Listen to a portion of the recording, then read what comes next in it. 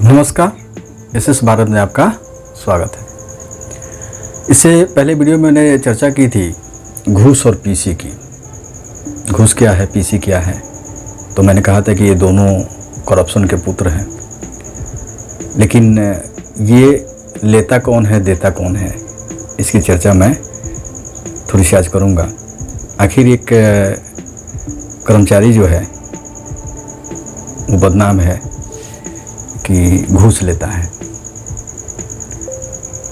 कि आज पूरे सरेआम है, पूरे आज इस बिहार में कि करप्शन बढ़ गया और कर्जालय में घूस देना पड़ता है हर जगह। लोग कह रहे हैं, लोग कहते हैं, पता ना वास्तविकता क्या है, मुझे तो पता नहीं है। तो सबसे पहले चर्चा करें कि कोई जो निचले दर्जे का किसी ऑफिस का ऑफिस असिस्टेंट हो या कोई भी कर्मचारी हो, वो आखिर घूस लेने के लिए बाध्य क्यों है, मजबूर क्यों है, क्यों मांगता है, क्यों डिमांड करता है। क्या कभी सरकार ने सोचा इस पे, या कभी आपने सोचा है? तो मैं चर्चा कर दूं कि बिहार सरकार में जितने ऑफिसेस हैं, जितने कार्यालय हैं, वहाँ जितने भी कर्मी हैं, मैं फर्स्ट ग्रेड वालों की बात नहीं कर रहा हूँ, सेकंड ग्रेड वालों की बात नहीं कर रहा हूँ, जो थर्ड ग्रेड वाले कर्मचारी हैं, कोई भी कार्यालय हो, बड़े ग्रेड वाले तो उनके वेतन, बहुत अच्छे वेतन उनको मिलता है, अच्छे वेतन पाते हैं वो, तो उनकी चर्चा नहीं करूँगा। क्यों नहीं करूँगा, इसकी चर्चा मैं बाद में करूँगा। क्योंकि उनकी तनख्वाहें जो हैं बहुत हैंडसम सैलरी उनको मिलता है, सारी सुख सुविधाएं मिलती हैं उनको, सरकारी आवास मिलता है, जनरेटर, बिजली, बत्ती, ये सारा चीज़ उनको मिलता है, सारी सुविधाएँ मिलती है, गाड़ी मिलता है, सरकारी खर्चे पे वो घूमते हैं। लेकिन जो थर्ड ग्रेड का जो कर्मचारी है उसको कोई सुविधा नहीं मिलती सरकार से, और क्योंकि इनकी तनख्वाह भी कम होती है, वो भी इस सरकार में, ये सरकार हो या पीछे वाली जो RJD वाली सरकार थी 15 वर्ष, उन्होंने भी शासन किया था, तो उन्होंने एक परंपरा बना दिया। उससे पहले तो मैं छोटा था तो मुझे पता नहीं था कि रेगुलर पेमेंट मिलती थी कि नहीं मिलती थी, लेकिन जब से होश मैंने संभाला, किसी भी, चाहे वो टीचर हो या कोई भी क्लर्क हो, कोई भी कर्मचारी हो, कोई चपरासी हो किसी कार्यालय का, उसको वेतन रेगुलर नहीं मिलता है। 2 महीना 3 महीना, बहुत जल्दी मिल जाता है तो 2 महीने में मिलते हैं, और नहीं तो 5 महीना 6 महीना अलॉटमेंट का रोया जाता है। अगर 5 महीने का पेमेंट बाकी है तो 1 महीने का आता है, 2 महीने का आता, बाकी रह जाता है। तो एक कर्मचारी जो है, क्योंकि प्रखंड स्थल जो है, प्रखंड जितने ज़िले के प्रखंड कार्यालय होते हैं, जनरली करप्शन वहाँ ज़्यादा देखने को मिलता है, क्योंकि छोटी छोटी रकम जो है वो घूस के तौर पे वहाँ लोग लेते हैं और देते हैं। मैं ये नहीं कर रहा हूँ कि लेते ही हैं, लोग कह रहे हैं, लोग कहते हैं कि घूस लगता है, आए दिन सोशल मीडिया पे सारी बातें चलती है। मैं दावा नहीं करता कि लोग देता है या वो लेते हैं, मैं दावा नहीं करता। ये सोशल मीडिया की बातें हैं, कहीं सुनाई बातें हैं, और कितनी सच्चाई है मुझे नहीं पता है, लेकिन क्योंकि वहाँ कुछ ना कुछ तो है, तभी तो चर्चा होती है।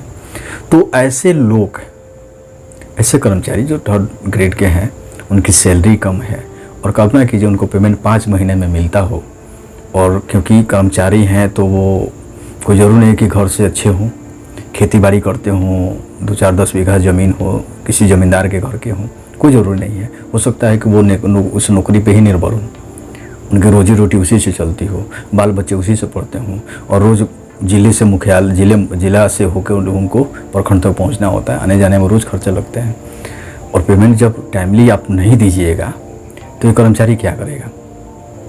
मैं इस सरकार से, बिहार सरकार से मैं पूछ रहा हूँ, अगर आप पेमेंट रेगुलर नहीं दे रहे हैं किसी कर्मचारी को, किसी को महीने का 1 या 2 तारीख को नहीं मिल पाता है, तो क्या करेगा, क्योंकि उसको कार्यालय तो पर डे जाना है,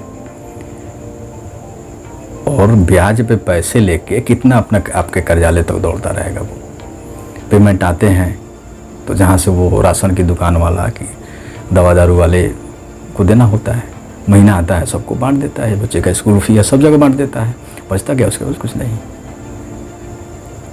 घर से खा के जाता है और फिर घर आता है।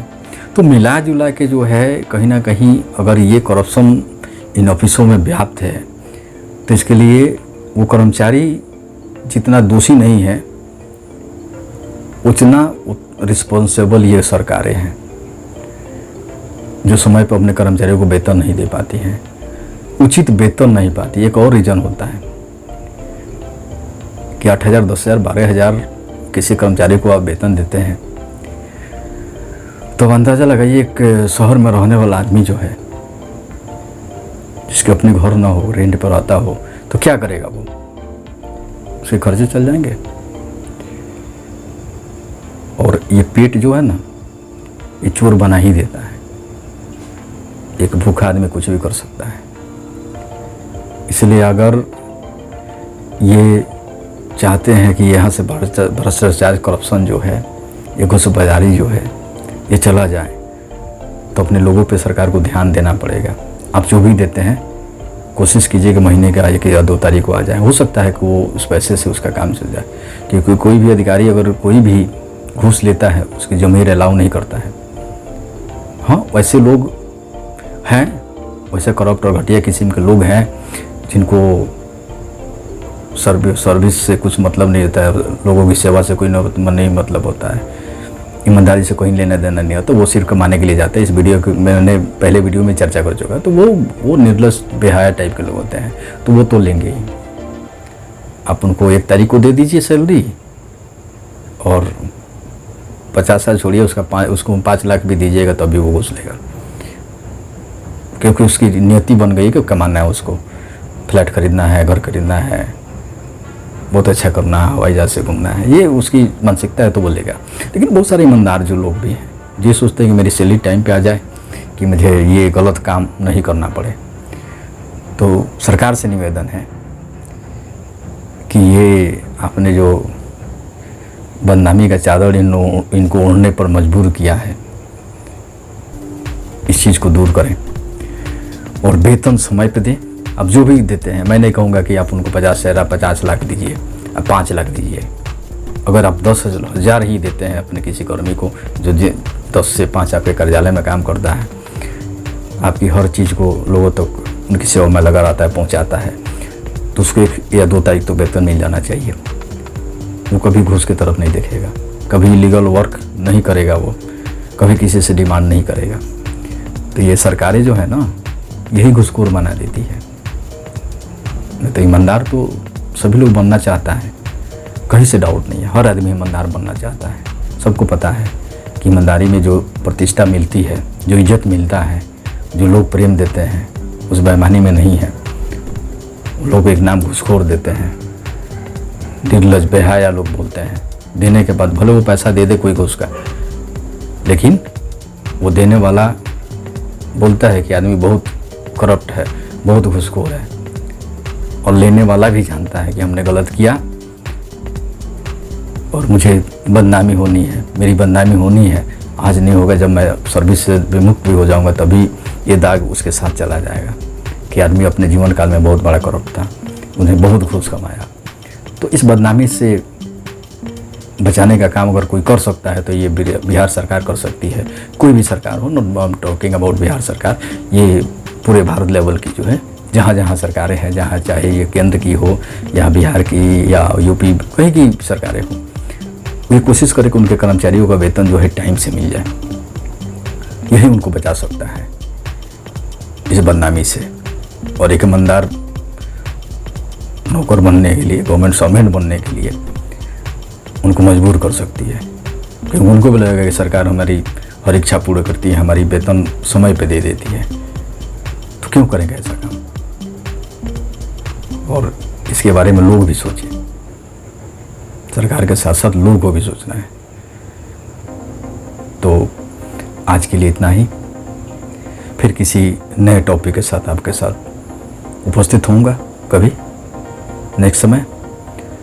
कृपया आप मेरी बातों को लोगों तक पहुंचाइए। शेयर तो बनता है, एक शेयर बनता है। आप किसी भी प्लेटफॉर्म से जुड़े हों, फेसबुक, व्हाट्सएप पे शेयर करें। और अभी तक मेरे चैनल को आपने अगर सब्सक्राइब नहीं किया तो सब्सक्राइब कर लें, क्योंकि बहुत मेहनत लगता है इन बातों पे रिसर्च करने में, बहुत समय लगता है, बहुत सोचना पड़ता है और बहुत हिम्मत जुटानी पड़ती है आपकी आवाज़ उठाने के लिए। इसलिए आप मेरे चैनल को सब्सक्राइब करें। बहुत बहुत धन्यवाद। Thank you.